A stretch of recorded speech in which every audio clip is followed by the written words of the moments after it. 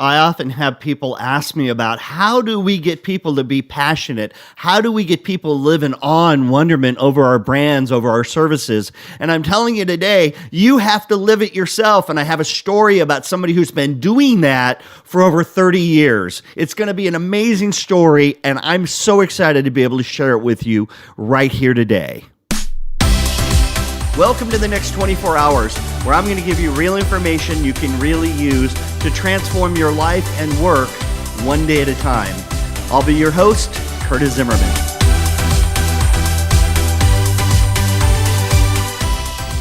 Hello, everyone. How's everyone doing today? So excited about today's podcast. And, I get the opportunity to travel quite a lot in my job. And sometimes things unfold and you just never know what the world's going to show you. And really, when you get to be a little older, how it's going to reflect back to your past. So I received a call from this place called El Camino College, and they wanted me to come in and they wanted me to do my keynote speech. And it's not just a college, it's actually like a whole theater department and a whole speaking series. And they bring in all different kinds of acts to come in and perform there. And after I got the call, I started thinking about it because it brought me back to when I was miming as a little kid. I was like 13 years old, and the LA Mime Company had been booked to perform at this theater arts venue called El Camino College, and they were going to do their show. And the LA Mime Company was founded by Tommy McLaughlin, and Tommy McLaughlin is the gentleman that saw me in the mall and then kind of took me under his wing and really kind of taught me how to be a mime over a few years. So they had this big program come up, and they needed someone to hold the cards. So to introduce each of the mime pieces, there would be somebody that would go to a blackout in the theater, and then a spotlight, and then the person would be standing there holding a card, introducing the next piece that they were going to do. So Tommy gave me a call and said, Curtis, the LA Mime Company, this is a big job, and we have this thing, and we'd like to ask you to be our card holder. And it was a big honor. It was a huge deal at the time, especially being like 13 years old. And the LA Mime Company actually, after this program and some others, they went and did this television show called the Dick Van Dyke and Company show. So the and Company was the LA Mime Company. So that show, I think, was on for 2 seasons. So just to give you kind of a grasp of how talented and amazing these people were. So huge honor. And I went and I did it, and I held the cards, and it was great. So now, all these years later, all the performances, all the stages, all the speeches, to have that exact same venue call me and say, hey, Curtis, we want you to come back and we want to hear your speech. We want you to give life a performance level in the same theater. So it was really a surreal moment for me being up there giving the speech in the same theater that I did my first real performances as a performer on a stage. But there was so much more that I was about to be given that I had no idea about. And what that is I put out a little stuff on Facebook and did some things saying, hey, I'm going to be here at this performance in LA. If anybody back, from the day is in town and would like to come and see it, I'd love to meet and maybe have dinner or something prior to. And I had this gentleman reach out. And first, it was is this Curtis the Mime? Is this Dennis Forel, the Balloon Man? And we went back and forth, and sure enough, it was Dennis Forel, the Balloon Man, that used to work at Old Town Mall years and years and years ago. And so when I first met Tommy, there was about, probably about 15 performers that worked at the mall at that time, Old Town Mall in Torrance, California. And Dennis Forel was one of those people, and he was a balloon artist. And Dennis Forel wasn't just a balloon artist, but he was a master teacher and a master sculptor and an amazing storyteller. And, it's so interesting when you meet these really special, talented, crazy, awesome people. Sometimes you don't realize all the gifts they're giving you until after. Sometimes it takes years to look back and go, wow, my first boss taught me this. Wow, this teacher gave me these gifts. Wow, my neighbor that was, always working in the garage that taught me how to do something with a car. You don't realize how amazing they were until years later. And I would have to say, to be honest with you, that's true with me now, looking back on Dennis Forel. So Dennis Forel is a balloon sculptor and a balloon artist. And it's hard for me to tell this story because I know right now when I say that, you have a vision in your head. You think of what a balloon man, oh, he's a balloon man. You're like at a festival or you're at the mall and there's some guy standing there with this giant tube that he puts the balloon on and blows up the balloon. And then he twists it and he might take another balloon and make a hat or make a sword. And he gives it to you and then he asks for $1. That's what you think of when you think of a balloon man. And what I'm telling you is that's not what I grew up with, and that's not what Dennis Forel is. Dennis Forel is a balloon artist, and he's written a couple books on what it means to be a balloon man. He's literally invented dozens and dozens of balloon animals and balloon sculptures. And some of the things about him that are interesting is he only uses one balloon. He says, Curtis, I'm able to twist and turn and make these amazing sculptures, but I only use one balloon. It's easier. The more balloons you use, the easier it gets. He always only uses one balloon, and that's really cool. And he does things like a parrot that is crazy, and he can stick it and it like perches on your finger, or he can do it and he sticks it and puts it on your shirt like you're a pirate and it really sticks on your shirt. He does so many different things, but I have to share with you now the important part of what he does as a performer and the passion he brings to what he does every day. Because you would think, wow, Curtis, 40 years ago at a mall and you were a little kid and he did that. I bet then he had to go and get a real job and go do something else. After talking to him at the program I did in Torrance, California, I realized that he's never stopped being a balloon sculptor and being a balloon man all these years. 30 years have passed, and he's never done anything other than what he loves and what he's passionate about. And that's just, to me, something that made me take pause, and it's something I want you to think about. He loves what he does every single day, everywhere he goes. He isn't a balloon man because he wants to make $1. He literally is hired by large venues, and he has people standing in line all the way around him. And it's not about the tip. He doesn't have to get tips. He's paid. It's about the stories, and it's about the magic he does. And watching him operate in a crowd, I just have to tell you, it's crazy. So he stands there. He never uses a pump. He blows up every single balloon individually. And when I first sat with him and I said, okay, teach me how to do a balloon animal, he said, well, the number one thing is you never get a lesson from me unless you can blow up the balloon.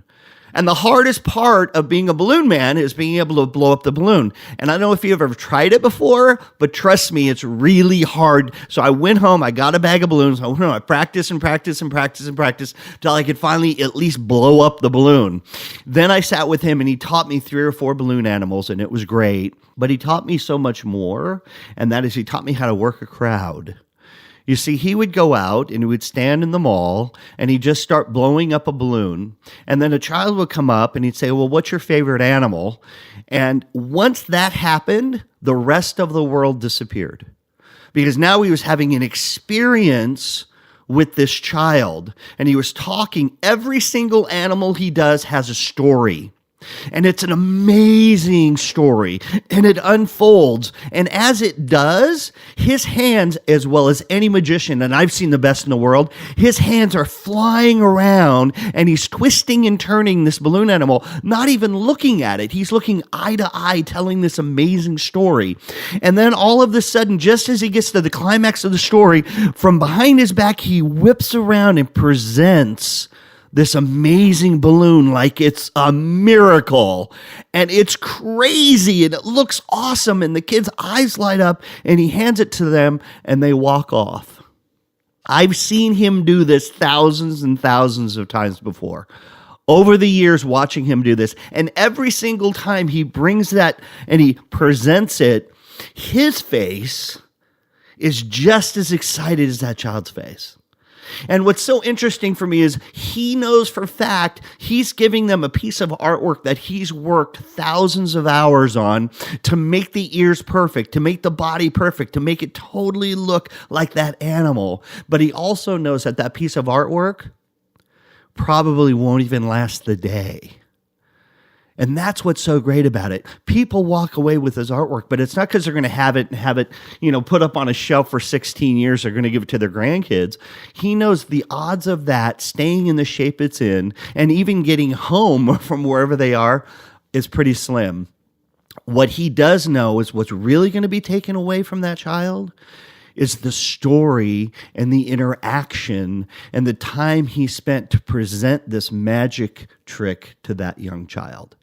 And that's something I think every great artist understands. When you go see a play, you don't get to take that play home with you and put it on the shelf. It's a live experience. You've experienced something that changed you and changed the way you see humanity. And that's the way Dennis Forel looks at every single of the millions, literally, of the balloons he's done over his career. That's the way he looks at every one of those interactions. And that's so crazy because I'll tell you this right now, Dennis Forel took me when I was there in Torrance. He said, Curtis, I have something I want to take you to. I know it's something that we talked about years ago, and that's to go to the Magic Castle. And Dennis Forel has been a member of the Magic Castle for 30 years. And the only way you can go to the Magic Castle is if you're a member. He's been a member for 30 years, and it's been on my bucket list. And we went, and Dennis Forel was like a rock star at a concert. Everybody knew him. All the magicians knew him. He's been going a couple times a week for the last 30 years, giving away his gifts, making balloon animals, talking to people, learning new skills, learning about people. And I learned a lot from him just standing watching the way he works an audience. When a child comes up and they want a balloon and they're excited, he's excited, but also you need to know he's not only focused on them. Basically, it's like he's shuffling a deck of cards, making the balloon animal. He's one-to-one, making that child feel like they're the only person in the world, but he's also watching the crowd because every other child that comes up, in his mind, he keeps an order of who's next. And he never goes out of order. And it can be 50 children or it could be 5. And he knows exactly who's next according to if they're surrounding him in a circle or not. And I can tell you this, many people who are in a rush or think that they're special or think that, oh, my child needs to go to the front of the line. I've seen him do it so many times. He gets right at the parent. So see all of these children? They've been waiting and they will be getting balloons and they're going to be getting stories. And then I'd love to give your daughter or your son one. But if you don't have time, probably today's not the day. There's a certain amount of justice in what he does. You wait in line, you say please and thank you, and you get an amazing experience. If you cut in line, if you don't say please and thank you, if you're kind of rude, he has you go to the end of the line. I've seen him do it before. And that's something I think it's just civility is so important. I'm giving you a free gift and you want to be rude or say something. No, that's not the way it works. Not in Dennis Forel's universe. And I want you to think about your universe. What do you think that I need to make sure that this is what I demand because of the gifts I'm giving away every day? Also, I'll tell you this, if there's a little child there and he comes up and says, oh yeah, I'd like a dog and my sister wants a giraffe. I've seen him get down on one knee and says, listen, I'd love to make you a dog, but you need to go tell your sister that if she wants a giraffe, she has to come and ask me herself. Nobody gets a balloon animal without asking me directly. And, at the time I thought, well, that's kind of rude. Why wouldn't he just make 2 and move on? And what I realized is the little girl that wants a giraffe so bad that she gets up all of her courage and she walks up and she looks at the balloon man and says, okay, I'd like a giraffe. Then he owns her. He gets down and he starts talking about giraffes. He starts talking about Africa. He starts telling the story about the amazing giraffes that he's seen. And then before she even knows it, an amazing giraffe appears from behind his back like a magic trick. And she now knows to get the value of something and to really get the experience, I have to go and do it myself. And he's teaching a valuable lesson. If you want to have life give you what you really want, you have to go ask for it. Stop waiting for other people to bring you things. Stop waiting for life to give you everything. Go ask for it. So many little tools and tips and tricks I learned from him. It's amazing. This isn't a new thing for Dennis. giving away his gifts, living in his brilliance. I remember when I worked at the mall one day, I think I was about 13 and a half, Dennis asked all of the performers to have a meeting. And at Old Town Mall, there was a big gazebo area and there was an upstairs. He said, we need to have a meeting upstairs. And we didn't have very many meetings, so I thought this must be really important. So we got up to the top of the stairs, and then he went into this little office and he opened it up. He brought out 4 or 5 large trash bags filled with inflated balloons, just like, blown up all the way. And he handed it to each of us. And then he took his time and he took one balloon out and he showed us that if we put our finger in the balloon and we twisted it just right, then we could lean off the balcony and let it go. And the balloon, like a rocket, would shoot all the way across the whole food court. And he did 2 of them, and then that was all it took. There were about 30 people standing down there, jumping up and down, yelling, saying, shoot me one, shoot me one. And all the performers looked at him and looked at the balloons and looked at everybody downstairs, and that was it. For 20 minutes, we were just pew, pew, we were shooting them. It was awesome. But you know what was the most interesting for me, reflecting back on it now, is that Dennis shot the first 2 off, and then he stood back, and he watched. And he watched these other performers share something and give it away. And that's what Dennis did every day. Think about what he did in that interaction. He went upstairs on his lunch break and he blew up 100 balloons, tied them all, put them in trash bags. Then he went and got his friends together and he said, take these. And it was his gift. Balloons, that's his gift. Take these and go and see the joy it is to shoot these off the balcony and watch the people's faces. And he just stood back and he watched us interacting and doing that. And that was so amazing. And I learned so much about the gifts we have are great, but man, if you can give those away to other people, if you can share that in some way and really stay inspired, every balloon animal he gives, his face lights up. Imagine he makes a living doing that now. Now, look, he's not a rich man, but he's booked all the time. He's not, living in a crazy house, but he's made enough money in his life to put his 2 kids through college. And every day, Dennis Forel hands out his gifts. He's living the dream. It's interesting for me because we try to make everything so complicated. And I've worked with some of the largest brands on the planet. And it's so interesting. They're customer facing and they have huge meetings about, well, how are we going to treat the customers and how are we going to train our people? And Dennis Forel gives us everything we need to know. He gives us the blueprint of how we can reach the customer where the customer lives. He has a system. He starts with this amazing product. And as soon as he shows it, he starts attracting customers and they come to him. And then he has a system of how they're going to stand and where they're going to be and everyone's in line. And then he has a brand story.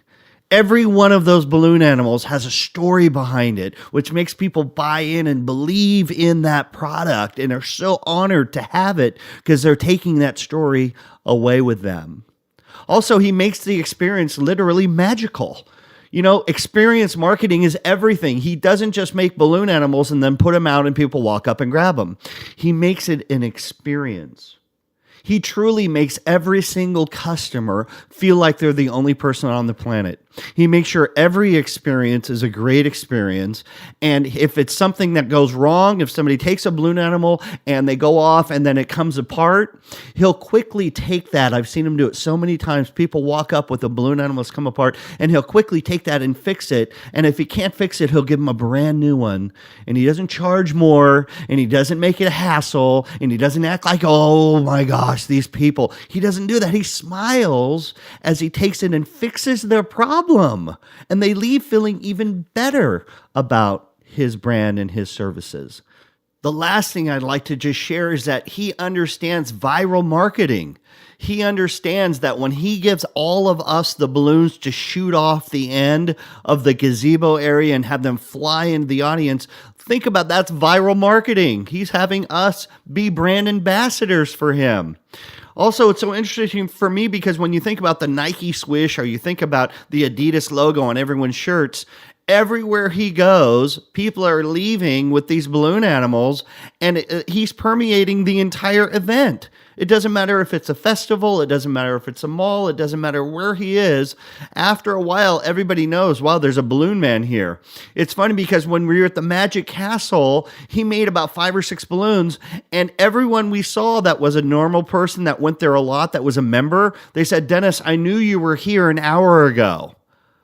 Because literally his balloons were going in places he wasn't even going. So all of this is transferable to wherever you sit. I don't care if you're C-suite. I don't care if you're an hourly employee facing the customer every single day. Dennis Forel gives you that blueprint to go out and make your customers smile and feel great about your brand, your service, or your products.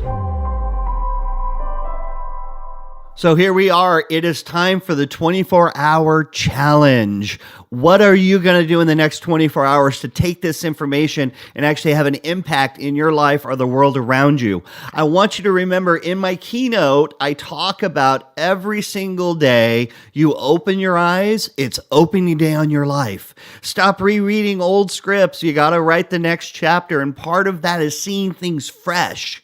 Part of that is seeing the awe and wonderment in the world we live in. And so your challenge for the next 24 hours is to see if you can do that for somebody else. What do you love to do? I don't care if it's a coffee shop you love to go to. I don't care if it's golfing. I don't care if it's a certain music you like to listen to. Who can you seek out and share that with them and try to create that awe and wonderment in something you enjoy in them? And I'll just tell you this, some of the brands I work with, they work on that all the time. They try to figure out how can we get that excitement back in that brand and share it with our customers every day. So that's your challenge. Go out. Remember, the next 24 hours is what you're going to live starting right now. Go make them count.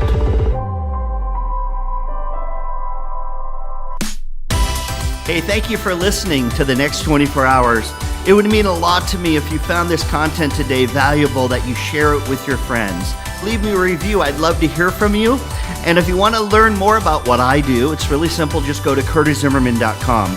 Remember, in order to live the dream, you have to make the next 24 hours count. The clock is ticking.